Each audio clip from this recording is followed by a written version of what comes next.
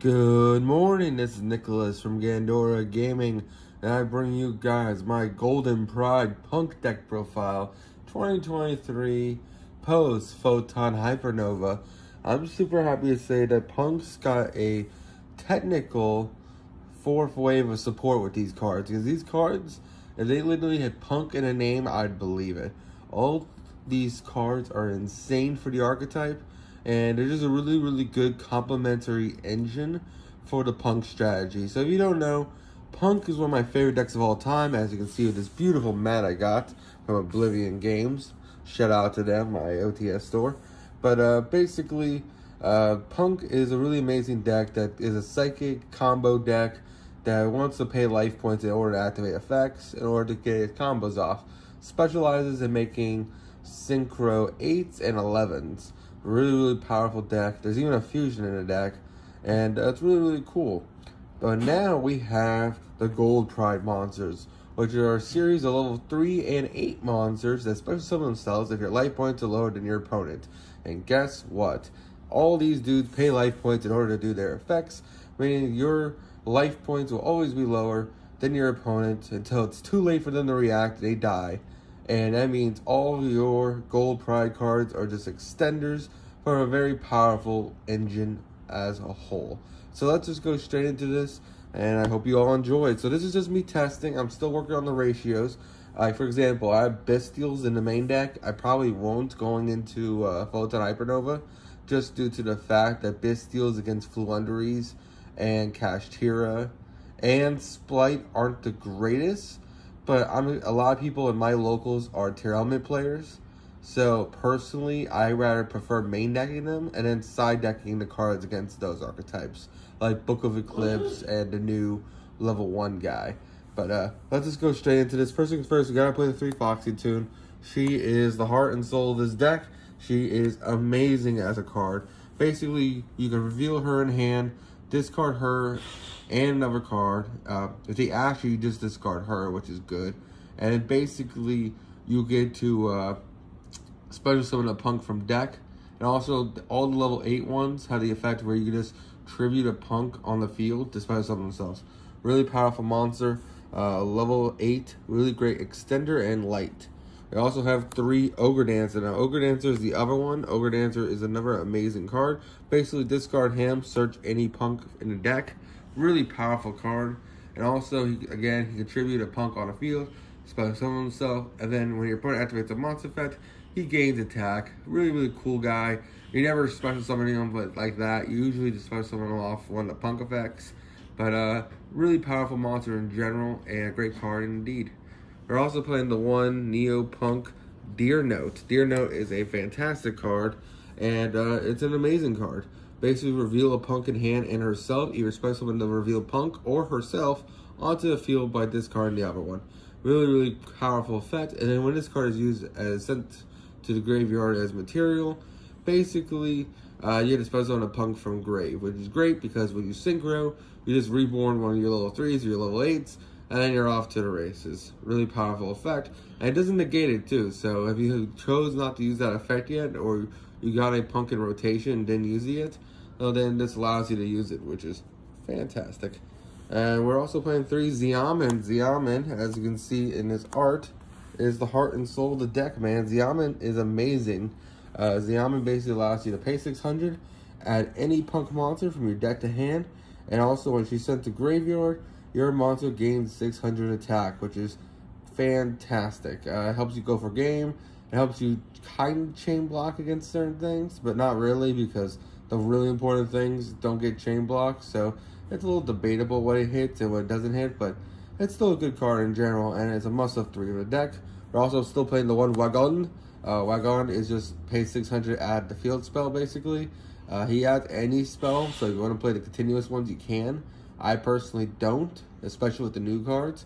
But if you want to, you can definitely test them out. Wagon, just like I said, is just pay 600, add the field spell, which is insane. And I'm glad I can finally play him in a deck. If you don't know, one of my favorite decks, actually my first deck profile probably on the channel, was it was Punk Eldritch. It's one of my favorite archetypes of all time. I played that for almost an entire year last year. And I even beat Pack on stream with it. So if you want to see that video out, check the videos in the playlist for battles. But yeah, really, really fun deck. And ultimately really, really cool. We also got the one Madam Spider, who's a spell and trap searcher. Oh, my bad. Spell searcher, trap searcher, pay 600 at a trap. I used to search the negate, but because of the format how it is, the negate isn't great against Splight or against Tier. So I kind of side in the trap card right now. So right now I'm playing the pop one. But if you go against a lot of flu players, I would prefer the popper. So that's up to you. And then finally, we have the one Shigaraki. I always play this guy. This guy's amazing. Pay 600. Either quick synchro or quick fuse on your opponent's turn or on your turn. Really powerful effect. And overall, a great card in general. And that is it for our Punk engine. Or just our Punk cards in general.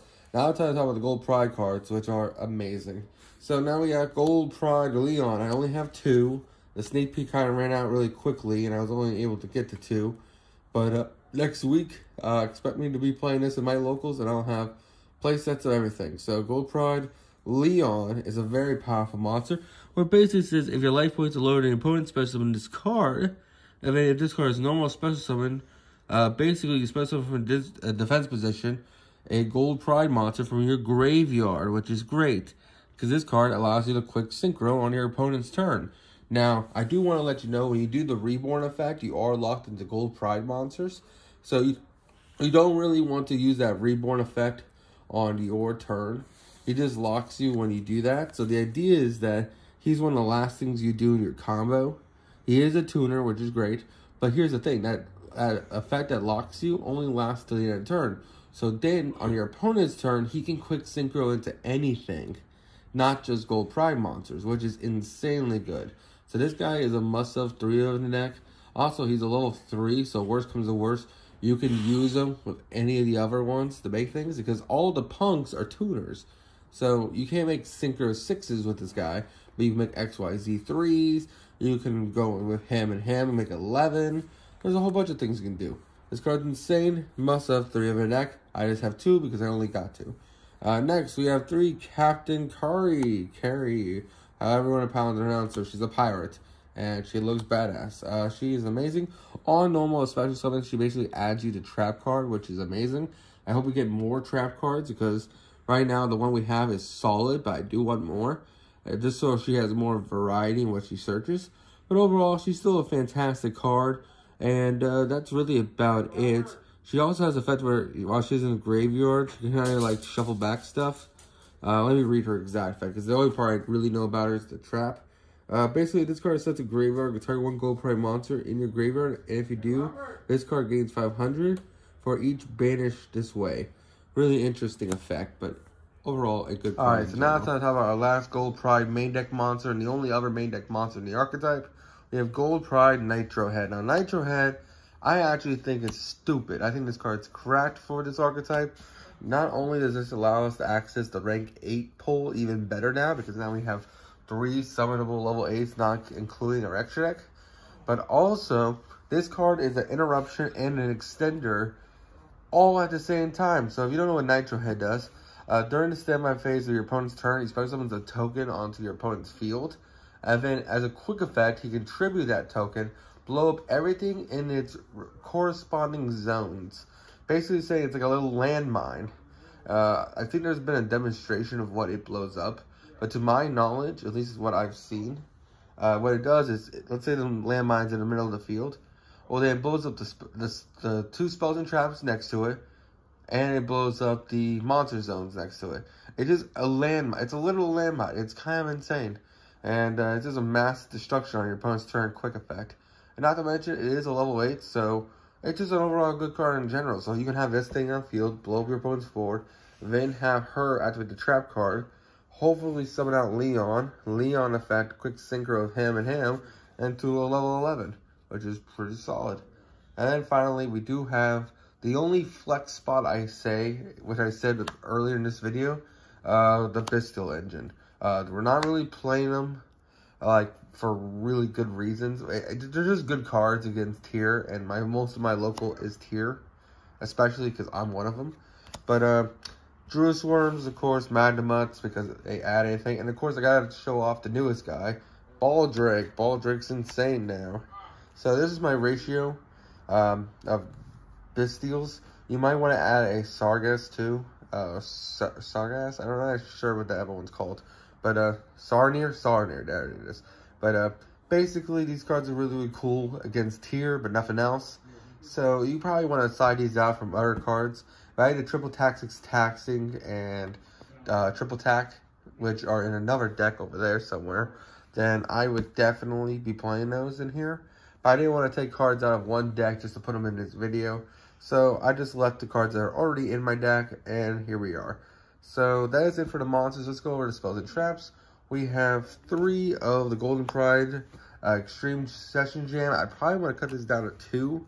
I'm not exactly sure. I kind of want to see it in hand, but at the same time, I kind of want to search it with Wagon. But it's just a really stupid card. It's a great extender, not to mention it allows you to draw 2 in your combo. So it basically says when you pay life points, you can just draw 1 card, which is great. You can only do it up to twice per turn.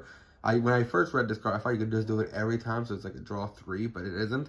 But that's fine, because it has another effect where basically you can banish a punk from grave, so it's on a punk from hand, allow you to make the dead punks in hand as a special summons on the field as extenders, which is really, really fantastic. This card is a must-have and a great card in general.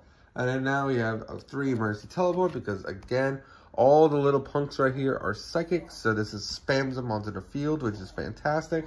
We're also playing 3 of this. I'm not sure if we're going to play 3 of this, but right now I only have 2, so this will be my 3rd copy. I'm still experimenting very hard in this deck.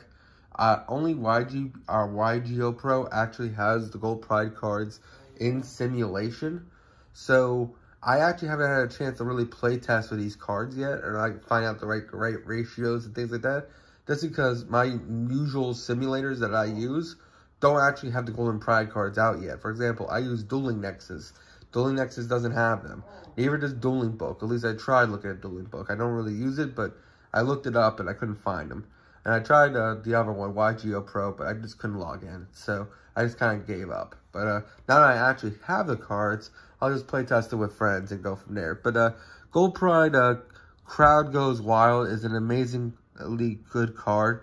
This card basically just says, hey, reveal 1 Gold Pride monster in your hand, then add 1 Gold Pride monster with a different name from your deck to hand, and then apply the following effects, irrespective of that Gold Pride from your hand, but you lose life points equal to its original level. Oh, original attack, my apologies. And you only activate this card once per turn. So it's kind of like an emergency teleport, but it requires you to have a Gold Pride in hand.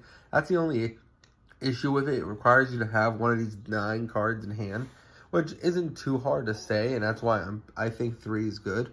Maybe 2 might be the perfect ratio. I don't know. It is kind of just like emergency teleport, but it is only once per turn, unlike emergency teleport. So I don't really know the best ratio for this card.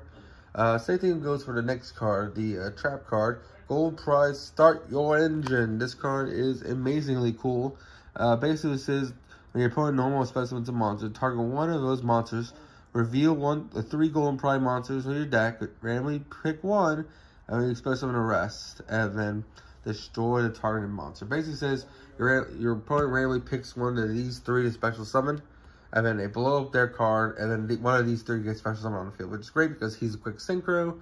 He is she is, because you got trap, and then this one, like I said, is just something on a token. Personally, I think we need, I wish it wasn't random. I wish we could just like, okay, special summon out gold Leon, full effect. I feel like that's a weird restriction to add to this card, especially when tier elements are just stupid and have no restrictions. So, I don't know. But who am I to say, Konami? I love all these cards, so I can't fault you too much. And finally, we are playing the Nauseous Hockey Surprise, just because against Splight, this card just pops cards, which is great. Not to mention, it's not bad against Flu. If you just need to get rid of their, let's go, Impen or whatever they're summoning, it's kind of good there. Again, side it how you want. If you want to play the negate one, you can. For the longest time, I was playing it. The only reason I'm not in this build is just because I want to test this one out. Because I never really played this one until now. So I want to try it out. So, I hope you all enjoy. And let's go into the extra deck. Alright, so now it's time to go over the extra deck, which again is also a work in progress. I'm happy with most of the cards, but there is some cards I do feel like I'm going to take out for others. So let's just go straight into this. First things first, we got the amazing Punk Dragon, who, as you can see, the artwork is probably one of the most beautiful cards in Yu-Gi-Oh's history. This card is amazingly powerful, where it has multiple great effects. First effect is, basically when it's synchro summoned, you have the optional effect to then bounce cards your opponent controls up to the number of tuners in your graveyard that are psychic, which is fantastic because we play 3 different tuner names. So technically 1, 2, 3. We play 4 different tuner names because I forgot about Shaman. So basically, this bounces 4 cards at the best, and at worst, it bounces 3 to 2, which is an insanely powerful card. And not to mention the fact that you can quick synchro into this guy is amazing. Not to mention his other effect is, if you chose not to do that effect, because you only do each effect once per turn, vice versa. So you can't do the first effect, then the second effect, which I wish you could, but why they put a restriction, I don't know. Its second effect is, you can reborn a Punk from grave on your turn, which is fantastic. Now, if that was a quick effect, that'd be also basic. But what can you do? Really powerful card, must have 2 of the deck, and let's get going. Now, if anyone knows me, Psychic Punisher is my baby. This card is an honorary Punk. This card is a must-have 2 of in the deck. This card's stupid. The fact that you gains attack equal to the difference of your life points. The fact that it's immune to all card effects while you have lower life. The fact that this keeps gaining. The fact that it's a quick banish. This thing's stupid in all the right ways, and I wouldn't play it any other way. After our beautiful Psychic Punisher, we also got to play Punk the Jam. Now, Punk the Jam was a card I used to not play just because in my Punk Outlet version, Chaos, the Chaos Ruler is just so much better. Just because he heals so much of your combo, you never really got a chance to make Punk the Jam. But now that he's banned, we got to play him. Not saying Punk the Jam is a bad card. It is super combo heavy, but it's just different combo heavy. Does that make sense? Like, it combos differently than how you would mill 5 with the other one. So it's just a different kind of powerful. And basically, on Spider Summon, you can just add a Punk for your hand by paying 600 life points, which is really, really solid. It does say any Psychic, so I also consider playing Ghost Ogre as a one-of. The only issue is Ghost Ogre sucks his format, so why would I play a one-of brick that I can search off this thing when I'd rather just search another extender? So I'm not really sure there. But its other effect is, basically, if a Punk will be destroyed, it gets special itself from grave. The only part that matters is that you pay 600 to add. That's the only part that really matters about this card, and it's a really, really solid card in general. We're also playing one Berserker Tengi. Berserker Tengi is a really powerful card. Banishes cards, really powerful. The one Crimson Blader, because hey, if you get this thing off against what's it called? Not a Sprite player, because they don't give a shit about this card.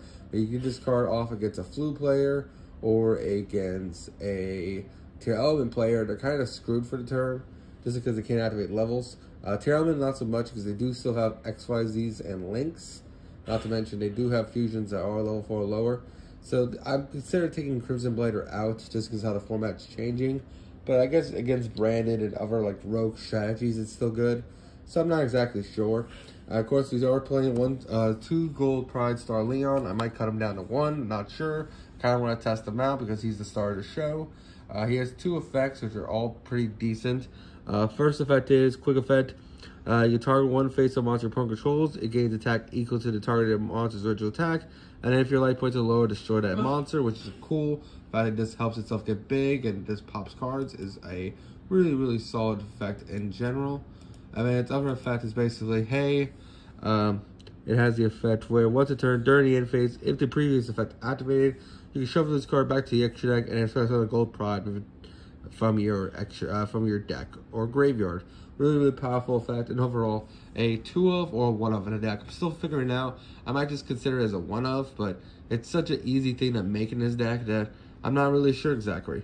Same thing with Nitro Buster. I kind of don't really want to play him because he's literally a Link 2 version of Nitro Head, and he does nothing different than Nitro Head.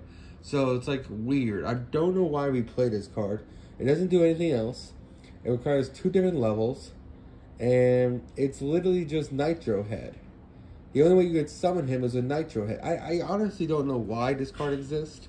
It's cool looking. It's really, really cool. But It's literally just Nitro Head. And currently, right now, the only other different level monster besides our Synchro is Nitro Head. So it's like you're using Nitro Head plus a, what's it called, a level 3 monster to go into another Nitro Head. That doesn't make any sense to me. So I honestly probably will be cutting this card. I wanted to test it out. It's cool, but again, if it required any 2 materials, then it'd be cool, it'd be fine. But the fact that it's like, it has to be a different level gold pride card, it has to be 2 gold pride cards, means this card kind of really sucks, honestly. If Nitro Head didn't already do what this card did, then I would say this card is solid. You could play it as a 1 over 2 of. The fact that Nitro Head already does what it does, it's whatever. But that's just, we're going to talk about that. And finally, we have the Cicada King, the number 47. Because I'm playing the Bestials, we also have the one Wallow Fondor, and of course the Carp Uprising. Negates monsters, helps you go for Zeus, great against tier elements, and just great disruption by having Bestials underneath it. And then of course Carp Rising to help fusion summon, which is great. And it summons 2 extenders from the deck, which is fantastic. If you're wondering what you take these 2 out for, I probably would play what's it called? A Zeus. And I'll probably play this as a Boil Sword.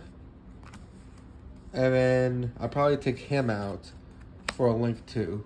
I don't know what Link 2, but a Link 2. And that's really about it. I hope you all enjoy, and I'll see you all in the next one. Tell me in the comments if you have some other spicy tech options for the extra deck or the main deck. And see you all in the next one.